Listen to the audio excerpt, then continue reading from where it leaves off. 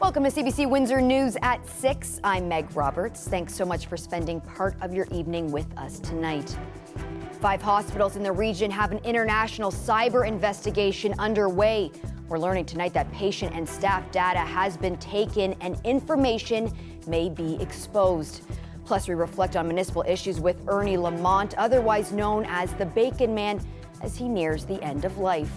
And it's a cold one out there tonight for all our trick-or-treaters that are hitting the streets. We talk with some parents ahead of door knocking about tonight's prep. 5 hospitals in southwestern Ontario confirmed today they are the victims of a ransomware attack. We now know patient and employee data has been compromised, and multiple police organizations are investigating.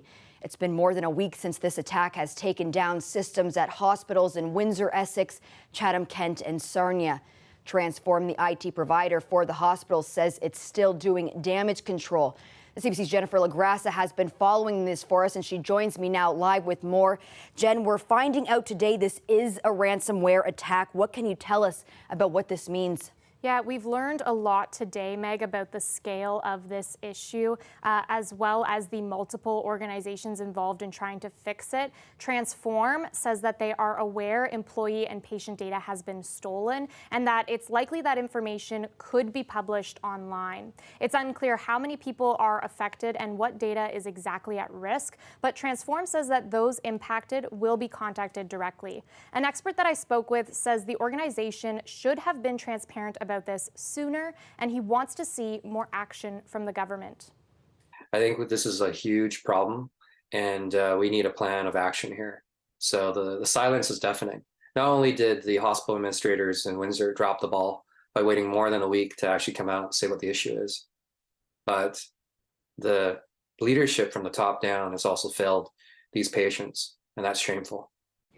He also says this is likely one of the biggest cyber attacks to hit Ontario in terms of the number of facilities impacted and the fact that patients haven't been receiving proper care for more than a week now.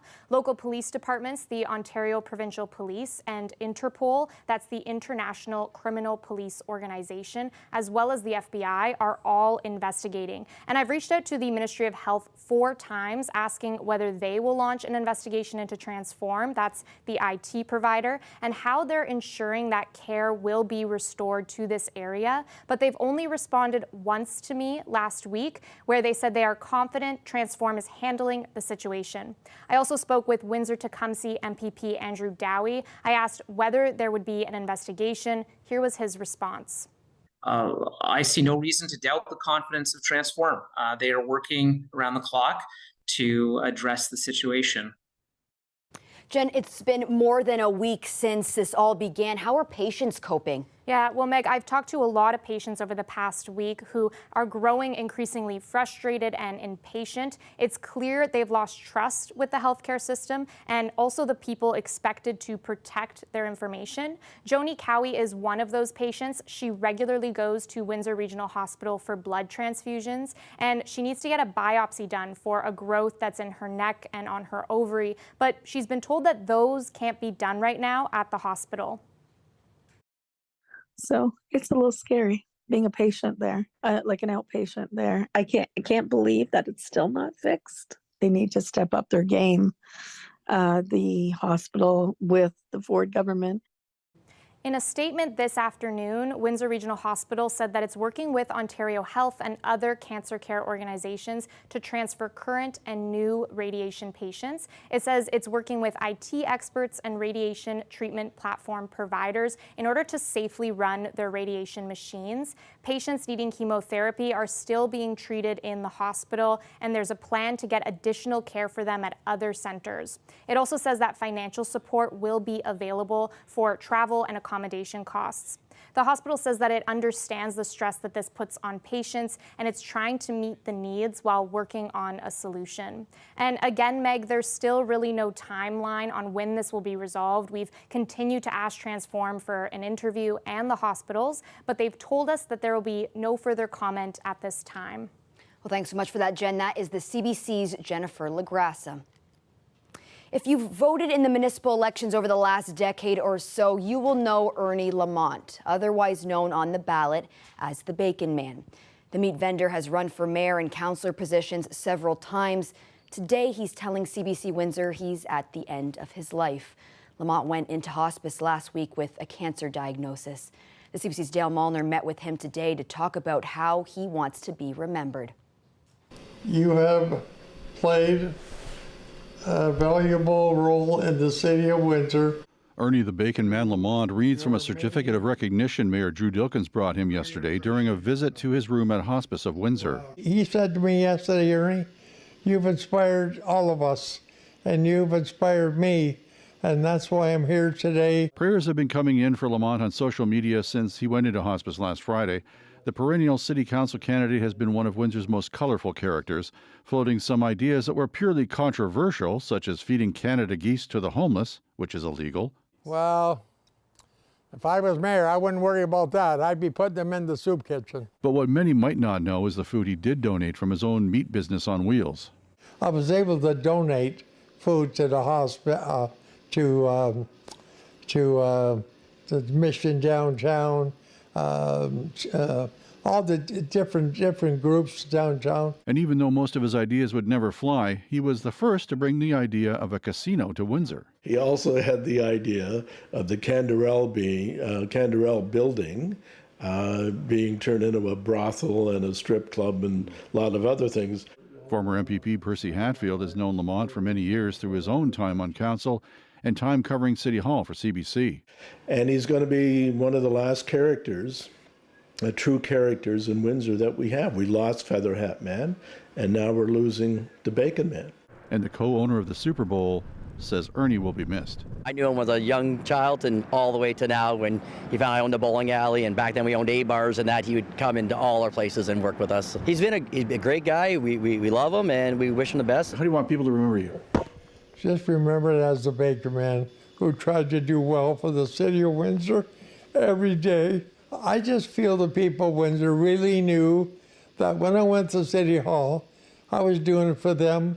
And every time I went there, I was making sure that I was there for the right reason, to help a certain person. And I can't say no more. I think I've done a good job. Dale Molnar, CBC News, Windsor.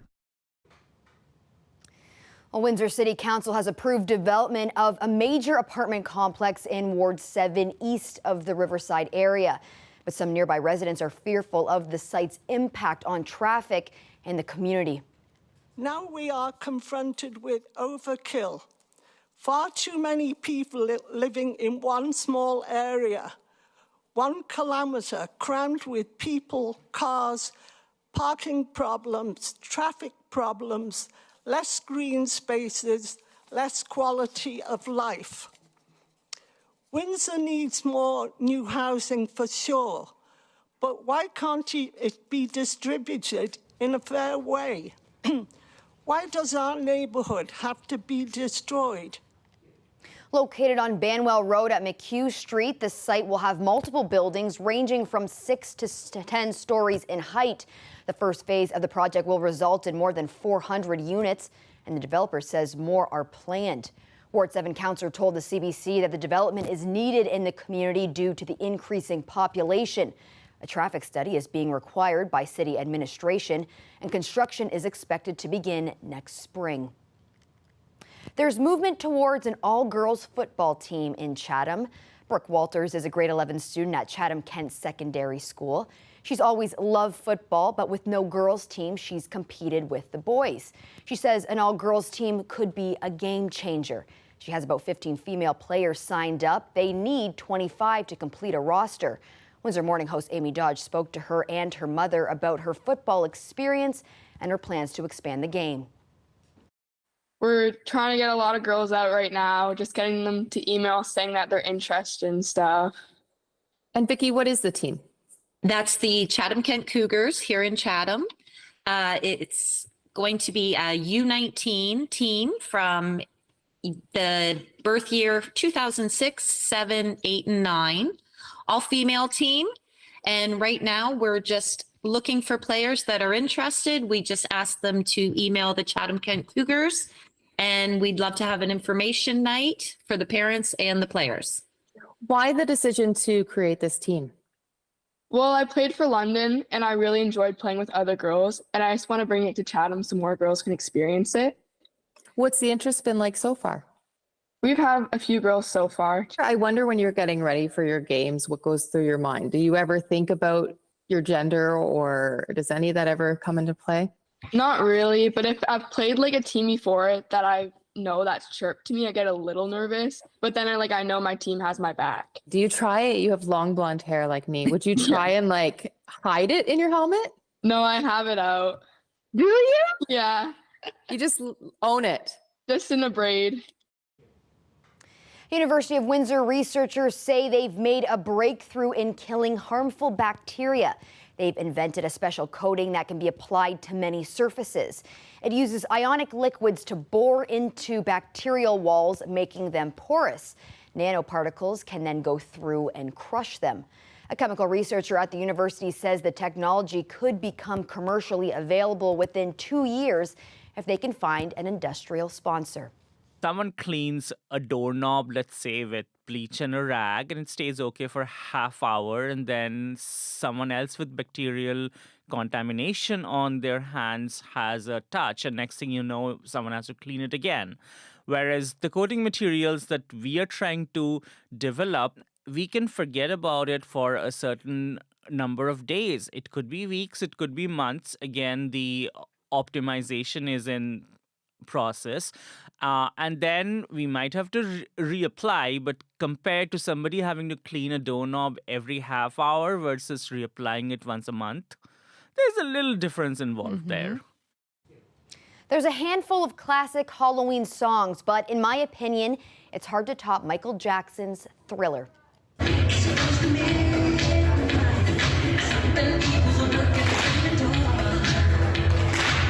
Grade 8 students at Kingsville Public School performing the iconic dance this afternoon. It's become an annual event at KPS, but this will be the last class that will perform the dance on Halloween. That's because students will be moving to Kingsville's new K-12 school this coming September. But I know with moves like that, maybe there's some room for the thrilling tradition to stick around. Well, instead of our usual tower camera, here is a look at a UFO crash landing at a home in Windsor.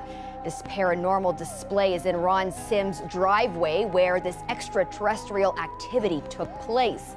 But don't be concerned, the alien detection unit has already been out. And CBC has confirmed through a source that it's still safe to trick or treat at this home. Your Halloween weather forecast coming up after the break.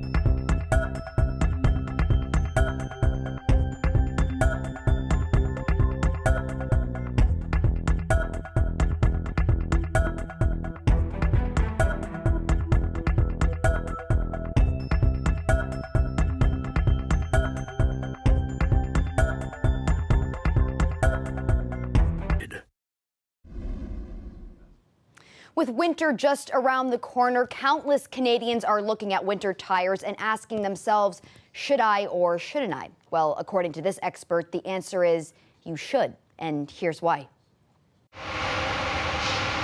I strongly recommend winter tires. These are your lifeline. Tires are what keep you connected to the road. When you turn, you want to turn. When you stop, you want to stop. If your tire's not doing that for you, your next step is a crash.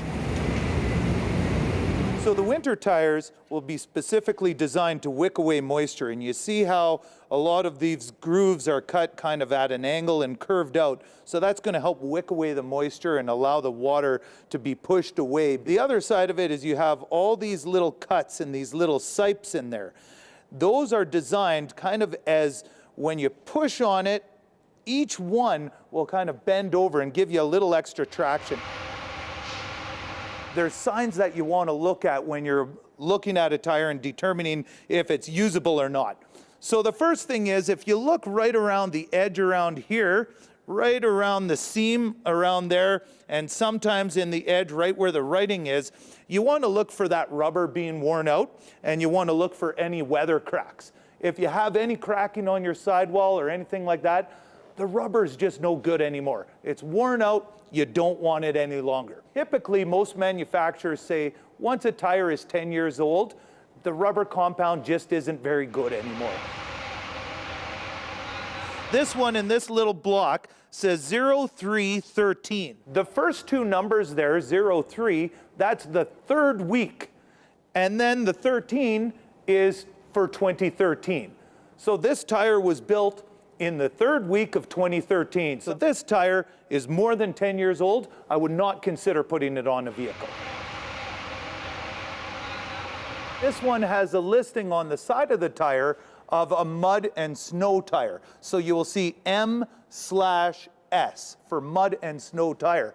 Mud and snow tires are generally considered an all-season tire, where that mountain skate with a little snowflake, that's what gets you to be a winter tire. For somebody who's new to the country, perhaps never seen snow, I would 100% strongly push winter tires. Because if you haven't driven in this type of weather before, it's a real eye-opener. I would do the same for a young driver. So if you have somebody 16, 17 years old, maybe have their learners, a good thing to get them in the habit of understanding the importance of winter tires and how much more traction they will give you. Well, if you're out trick-or-treating tonight, I hope you're prepared for some downright bone-chilling temperatures. We'll find out what we're dealing with from Colette Kennedy in just a moment. But first, we wanted to hear from Windsorites to find out how they plan on coping with the ghastly temperatures. Our video producer Mike Evans took to the streets to find out. Long johns and lots of underwear, basically stuff underneath it. And then we have those little hot pocket things that you put in your shoes and gloves. Now, you say that your kids are in their teens, so they've experienced cold Halloweens before, right? So this is nothing new to them? Nope, minus 27 in Newfoundland. We were trick-or-treating a few years ago, and it was pretty cold then, and they put their snowsuits on underneath a larger size outfit, and that was it. And so since you're from Newfoundland, you're no stranger to the cold. Do you guys think about that when you're doing preparations for costumes? Do you make stuff that will be durable in the cold weather? Generally, we try to make them a little bit thicker down there and then absolutely have something on underneath it, multiple things. And we go a size bigger and make it even larger so it fits underneath. I'm curious to know what it would take for your kids to not want to go out trick-or-treating. What kind of weather? I don't think there is any kind of weather, honestly. Halloween is the most fun time of the year for them. Trying to get the warmest clothes I can get, probably a sweatshirt and a thick pant, and try to get a dress that fits them like a size bigger, and then put them on top of that. Okay, guys, I've got some news to break to you. It's going to be one of the coldest Halloweens in recent memory tonight. No! Are you serious? Oh my God. It is going to be chilly. Not looking forward to it. Do you guys have any plans at all of how you're going to beat the cold temperatures this year? Suit up. Suit up, yeah. Are you guys dressing up? I'm not. I'm handing out candy though, so I get to stay in my house. I'm wearing a snowsuit. Smart. That's genius. That Halloween weather forecast coming up after the break.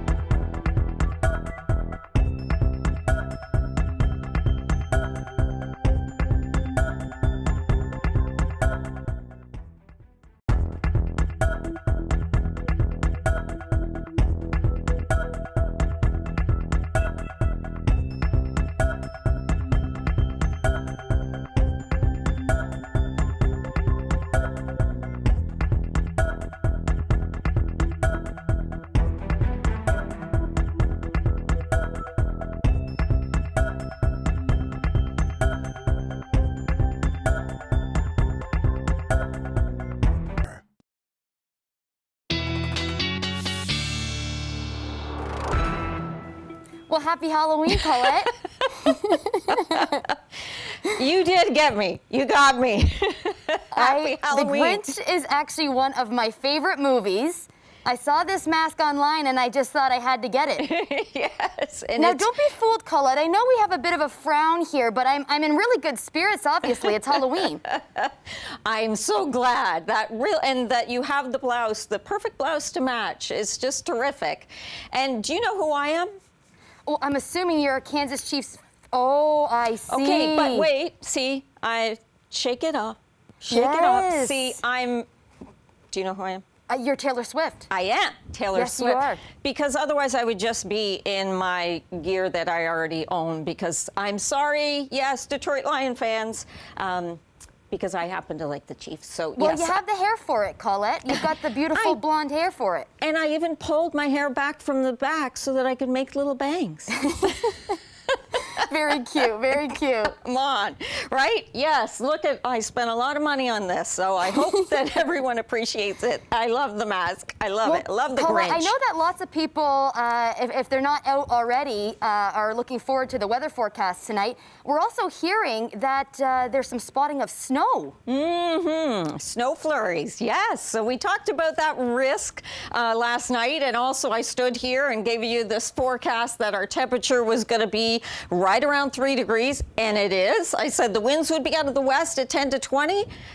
It's like I do this for a living, and they are. And we have mostly cloudy skies, and I also mentioned that 30% chance of a little bit of a mix or a wet flurry, and we are seeing some of those too. So very scary stuff for this Halloween. The sun sets just before 6:30, so I know some of the littler ones, parents may have already left and not even seeing this, but if you can hang on, we'll get you through the show, and then that will be a perfect time to be heading on out. Just make sure you bundle up when you see these temperatures, and with that breeze, making it feel a little bit cooler. There's that westerly wind in that range. Some stronger winds, though, kind of setting up overnight tonight into tomorrow morning, especially further north. Sarnia, be looking for that, and also driving some lake effect, pushing in a band from Goderich towards London for tomorrow as well. But this is what's happening right now. It looks very intense on the radar. It does tend to be mostly some lighter stuff. There are a few areas where you get into just a brief burst and some whiteouts, but believe it or not, we will be primarily becoming drier here over the next little while, except for those target areas that will get into the bands that don't want to leave. I mean, there's a winter weather travel advisory around Perry Sound because they're looking at 5 to 10 centimeters plus it blowing around. So winter weather travel advisories, yes, end of October, and we're already into that. You can see how this spells out as we move through, stopping it at 8 p.m. So still part of those trick-or-treating hours, especially for the older kids. They tend to be out a little longer. I heard one kid say he wanted to hit basically 40 to 50 houses. That was kind of the goal. So just seeing some of that pushing through, and then we get into partly cloudy skies except for that band. So if you do have any driving to do tomorrow, just keep in mind, can be sunny skies, and then all of a sudden, boom, you get into those sort of treacherous conditions. By tomorrow evening, the winds die off, everything backs off again. We'll start off Thursday with some cloud cover and then see more of a mix into the afternoon. So we actually do get into some sunshine there. I do just want to show you some of the areas where it'll be more persistent. Elsewhere, we're talking about just a trace. The ground's still relatively warm at this time of year, very hard for it to accumulate when it's very light. So wind chills, those become a factor. Yes, we're at 3 now, but we are headed to a low of -2. Another cool day ahead for tomorrow. And once we get into that sun through the afternoon hours, and then a mix on Thursday and Friday, Saturday, those temperatures finally bumping back up a little bit. Well, all those who's down in Whoville, I don't know what they're thinking right now.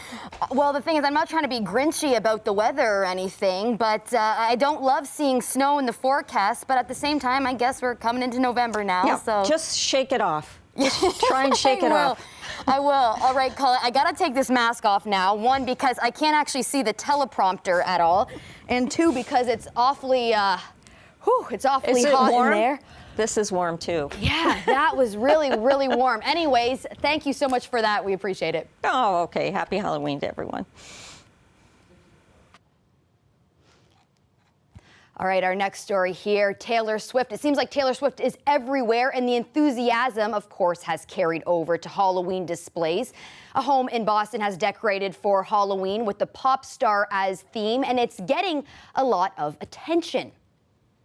Fans of Swift are visiting from far and wide to take in the site. They say the details are impressive. There are gold snakes to represent one of the pop star's album's reputation, and tombstones for all of Swift's exes. There is even one for her current boyfriend, NFL player Travis Kelce. Well, that's it for CBC Windsor News. Don't forget, for news anytime, you can go to our website at cbc.ca/Windsor. Thanks so much for tuning in. Have a safe evening. Looking forward to seeing you back here tomorrow night.